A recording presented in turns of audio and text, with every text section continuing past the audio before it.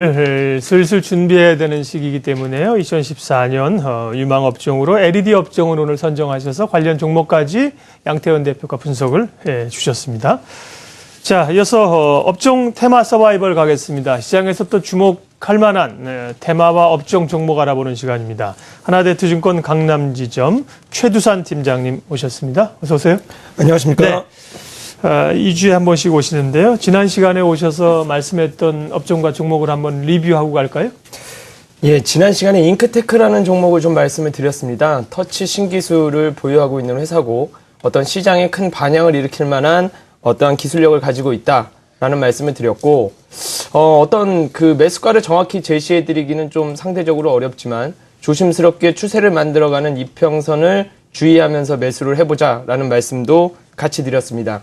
그러나 현재 지금 시장의 상황을 좀 보자면 그 외국인과 어떤 기관의 수급이 현재 그렇게 불리시한 상황은 아닌 것 같습니다. 상대적으로 반등을 굉장히 많이 준 종목 같은 경우에는 조정도 많이 보여지고 있고요.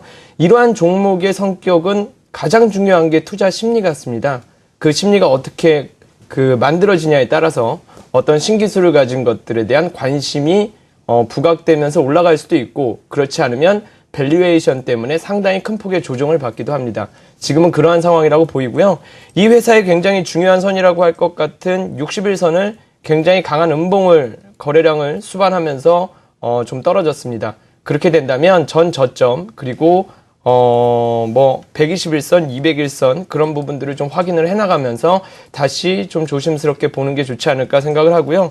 이번 기회에 오히려 많이 떨어진다면 어떤 이 회사의 기술의 상용화가 어떤 눈앞에 보이는 시점에서는 더 큰 폭의 상승을 노려볼 수도 있는 기회이기 때문에 일단 관심 종목으로 등록을 하시고 계속적으로 추이를 지켜보시면 어떨까 생각을 하고 있습니다. 잉크테크는 말씀하시고 하락폭이 꽤 있었어요. 지난주에 음봉이 꽤 크게 떨어졌는데 이게 이제 이 기업 자체에 대한 어떤 악재는 아니고 시장 상황에 따른 변동이 있었다는 말씀이죠. 그렇게 판단을 하고 있고요.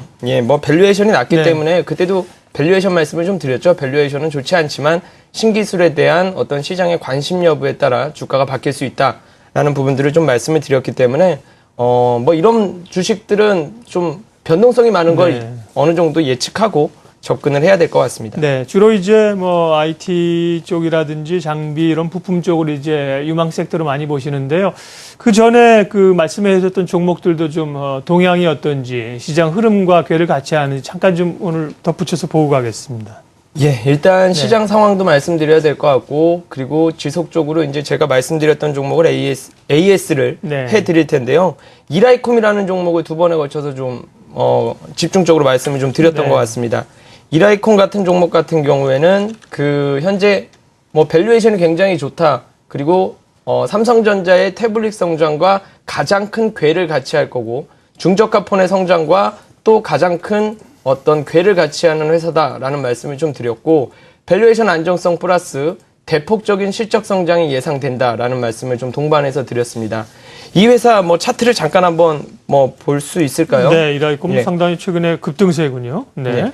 이 회사 차트를 한번 보면 그 현재 한 1년 반 동안 2년에 가까운 시간 동안 19,000원이라는 선이 이 회사의 박스권 고점이었습니다. 그리고 거의 저점은 항상 13,000원, 때로는 15,000원 내외 정도의 박스권을 유지했었는데요. 이 회사는 계속 돈을 벌어서 회사의 현금을 꾸준히 늘려나가고 있었습니다. 그런데 지금 같은 경우에 이 회사가 가장 리스크적인 요인으로 시장에 부각됐던 건 아몰레드에 대한 성장으로 LCD에 대한 산업이 죽지 않을까라는 그러한 염려였는데 오히려 삼성전자가 중저가폰과 그리고 태블릿에서 LCD로 방향을 전환하면서 이 회사의 어떤 큰 폭의 성장 기조가 인정이 좀 됐다고 볼 수가 있겠고요. 이렇게 실적이 많이 나오는 회사가 그 박스권을 돌파할 때 수급과 같이 이 박스권을 돌파한다면 이것은 굉장히 중요한 그 지점이 됩니다.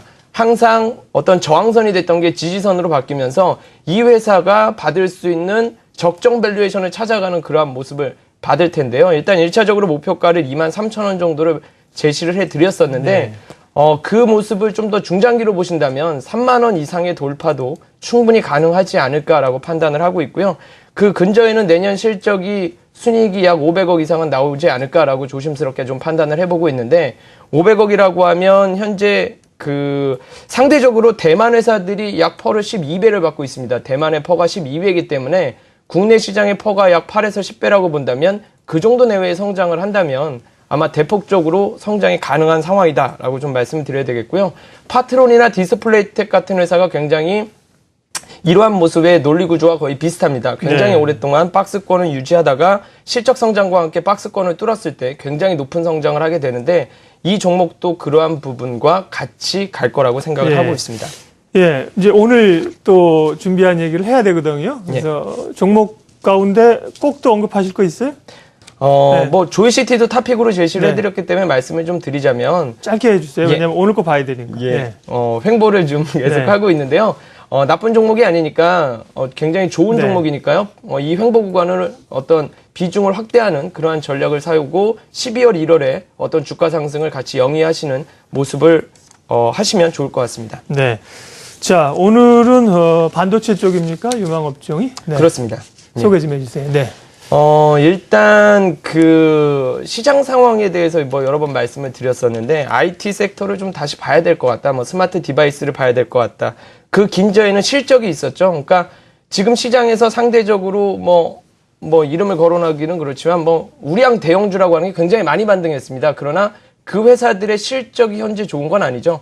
PBR 논리로 일단 반등 기조로 본 거고요. 그 다음에 이제 실적으로 다시 붙여야 이 회사가 추세적인 상승을 이어갈 텐데 그렇지 않으면 이 회사가 실적을 상승할 때까지 시장에서는 또 한 번 기다리는 모습을 좀 보여주는 모습이 있을 거고 다시 실적으로 좀 돌아오는 상황이 올 겁니다. 지금 삼성전자나 하이닉스 같은 종목들이 어떤 외국인의 어떤 큰 코스피 시장의 수급이 꺾였음에도 불구하고 꾸준한 외국인들의 수급이 들어오고 있습니다. 그 근저에는 이 회사에 대한 실적에 대한 인정이 있을 거라고 판단을 하고 있고요.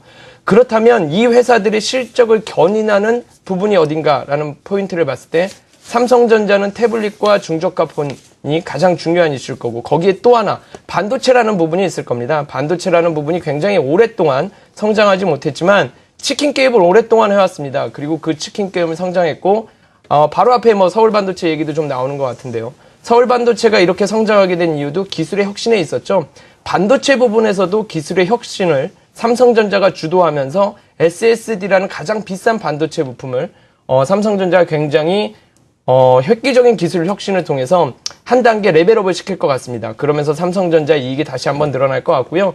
어떤 또 하이닉스 같은 경우도 디램 시장이 그 치킨 게임이 끝나고 전 세계 거의 3개 업체만 남아있다고 봐도 무방할 텐데요. 그 업체 속에서의 네. 디램 수요 확대와 함께 골디락스를 맞이하지 않을까라고 네. 판단을 하고 있습니다. 그래서 이제 반도체 업황 개선인데 주목하시는 것은 반도체 장비 쪽이죠? 그렇습니다. 네. 양태원 대표님.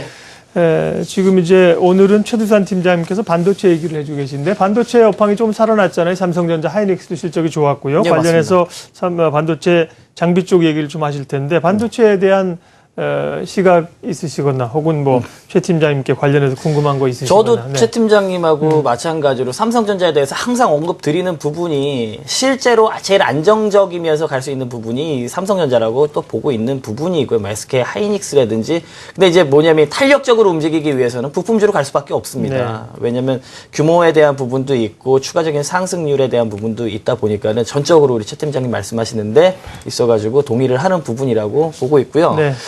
단지 그런 부분 있잖아요. 요런 오늘 어떤 종목인지는 모르겠지만은 이 반도체 부품주들 같은 경우에 가장 큰 리스크가 뭐냐면은 이제 납품에 대한 부분이 수주가 끊겨버렸을 때, 벤더에서 탈락이 됐을 때, 정말 그렇게 되면은 어떻게 투자에 대한 자본에 대한 비용이나 이런 부분도 회수를 하지 못하고 굉장히 위험한 상황까지도 갈 수 있는 부분인데 그런 부분만 좀 피하면 네. 될 것 같은데 내년도에 반도체 부품주들에서 그런 벤더의 변화라든지 이런 가능성이 크진 않다고 그러면 이제 보십니까? 유망 업종 가운데서 종목 얘기를 좀 들어보고 나서 설명을 하시자고요. 그러면 최 팀장님, 네, 반도체 장비 쪽인데요.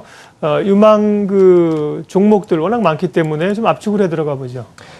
일단은 삼성전자가 기술의 혁신을 만든 부분은 3D V-NAND라는 쪽입니다. 네. 저희가 지금 어떤 노트북을 사실 때 보면 가장 가격을 결정하는 요소는 SSD의 어떤 적용 여부입니다. 그리고 SSD가 몇 기가를 적용했느냐, 128기가냐, 256기가냐 이런 차이에 따라 가장 큰 컴퓨터의 노트북의 가격이 변동이 되는데요.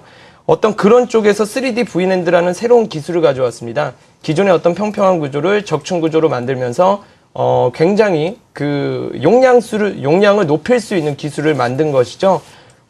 그러니까 하이닉스를 보면 디램의 어떤 그 치킨 게임 구조에서 상상하지만 삼성전자 같은 경우에는 혁신을 통해서 움직입니다. 이런 혁신에 사람들의 관심이 훨씬 뜨거울 수밖에 없는데요.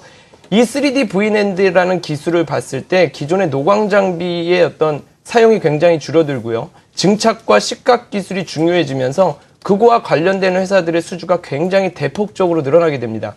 그리고 그러한 그 회사들이 예전에는 전부 외국계 반도체 부품 회사들을 적용했다면 국내 회사들이 그걸 굉장히 잘해서 오히려 외산보다 더 인정을 받으면서 적용이 되고 있고요. 지금 삼성이 시안에 대규모적인 투자를 하고 있습니다. 아마 굉장히 큰 투자가 일어날 것 같고요. 팹이 1, 2, 3 계속 이어질 것 같고 그렇게 되면 뭐 도시바나 하이닉스 같은 회사도 따라올 수밖에 없는 왜 그러냐면 이거의 기술에 대한 부분을 초반에 따라잡지 못하면 나중에는 너무 큰 격차가 벌어져서 완전히 승자 독식 구조가 되는 게 이 반도체 산업 구조이기 때문에 장치 산업의 이유기 때문에 그럴 텐데요. 네.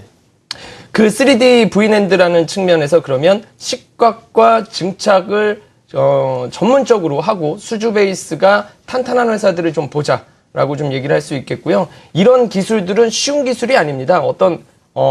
투자가 일단 어느 정도 계획이 돼 있어 들어가게 된다면 다른 회사의 제품이 쉽게 들어올 수 있는 게 아닙니다. 일반 상용화 어떤 제품이 아니기 때문에 대체할 수 있는 수단이 그렇게 많지 않고 그리고 어떤 라인을 한번 깔 때는 전부 비슷한 어떤 기술을 적용해야 되기 때문에요. 그러한 부분이 있다라는 말씀을 좀 드리고 그렇다면 식각과 증착 장비가 어떤 회사가 있느냐라는 부분을 좀 주목하는 것이 좋을 거라고 판단을 하고 있습니다. 예, 그러면요. 구체적으로 관심 기업은 어디입니까?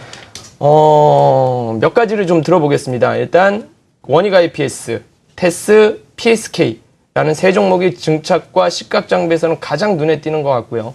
그리고 GST라는 종목은 실제 식각과 증착과는 관련이 없습니다. 그러나 삼성이라는 회사가 대규모 투자를 통해서 그 안에 들어가는 또 다른 장비들이 많이 필요하겠죠. 그러한 부분에서 가장 큰 수혜를 볼 수 있는 밸류에이션 매력상으로는 위에 있는 회사보다 상당히 싼 회사라고 말씀을 드리겠습니다. 그래서 이 네 가지 정도의 부품 회사를 좀 봐주시는 게 어떨까라고 판단을 하고 있습니다. 네. 자, 그 가운데 조금만 더 압축을 들어가서 구체적으로 좀 더 설명해 줄 종목 있으시면 보고요. 마무리할게요. 예. 일단 이 중에서 탑픽으로 좀 제시를 좀 해드리고 싶은 건 테스와 그리고 GST라는 종목입니다. 이 테스라는 종목 같은 경우에는 이 회사의 시총 대비로 가장 큰 수주 베이스를 확보하고 있습니다. 그리고 예전에는 하이닉스 위주의 어떤 영업을 했다면 지금 이 회사의 어떤 장비에 대한 우수성을 인정받음으로써 삼성전자의 비중이 올해 약 30%, 내년에는 60% 이상 올라갈 가능성이 높은 상황을 맞이하고 있고요.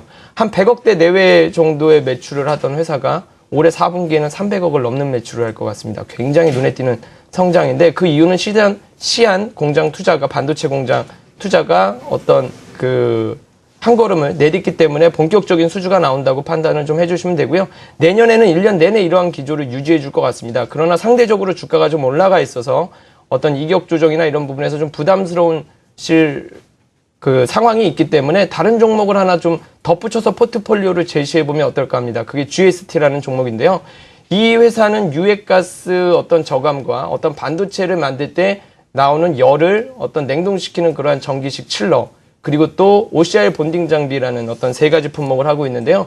이 회사의 퍼는 현재 내년 퍼 기준으로는 현재 한 BW로 감안했을 때 500억 정도 되는 회사인데요. 이 회사가 내년에 실적이 순이익이 약 120, 30억 정도를 예상하기 때문에 퍼가 4가 채 넘지 않을 것 같습니다. 그렇게 된다면 밸류에이션 상으로는 굉장히 매력적이다. 그리고 테스는 성장과 가장 궤를 같이 하고 큰 폭의 수주 성장이 있고 하이닉스가 나중에 투자를 굉장히 적극적으로 하게 되면 플러스 알파의 예상치 못한 실적들이 플러스 될 것이다 라는 부분을 좀 본다면 테스와 GST는 굉장히 눈여겨보시는 게 좋지 않을까라고 판단을 하고 있습니다. 네.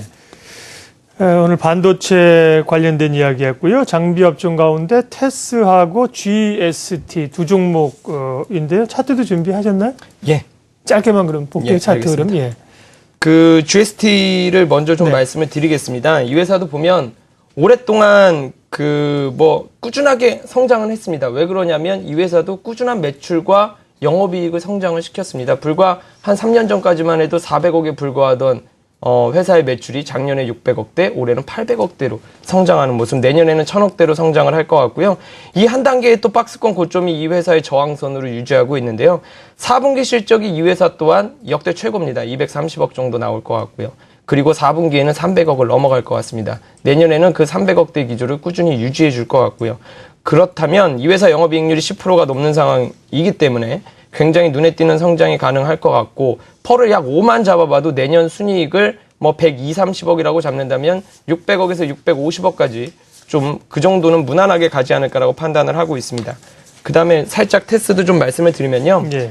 테스 같은 경우에는 급격한 성장을 했습니다. 왜 그러냐면 이렇게 급격한 성장을 하는 이유는 아까 말씀드린 것처럼 V랜드라는 기술의 혁신성에 대한 시장의 관심이 엄청날 수밖에 없고요. 그거에 대한 확신이 없던 상황에서 테스의 수주를 확인하고 많은 시장 참여자들이 투자를 시작했다는 부분이 되겠죠. 그러나 이제 상당히 이격도가 벌어져 있습니다. 그러나 이 회사의 그 순매수 동향을 한번 보면 그 현재 개인들이 계속 팔고 있고요. 외인과 기관들은 꾸준하게 순매수를 하는 모양새를 좀 보여주고 있는데요.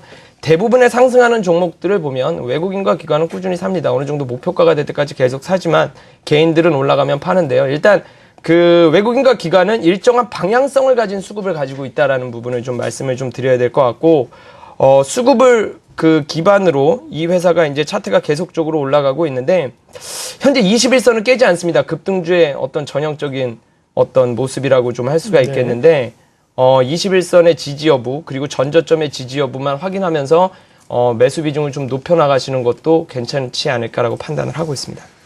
예, 업종 테마 서바이벌 관심 오늘 업종은 반도체였고요. 반도체 장비 업종 가운데서 테스, GST 두 종목을 봐주셨습니다.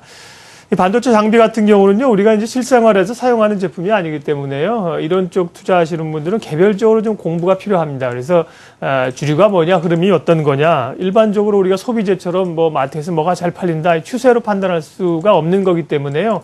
얘기만 들으시면 안 되고 공부를 하셔야 돼요. 하나대투증권 강남지점 최두산 팀장 함께했습니다. 고맙습니다. 감사합니다.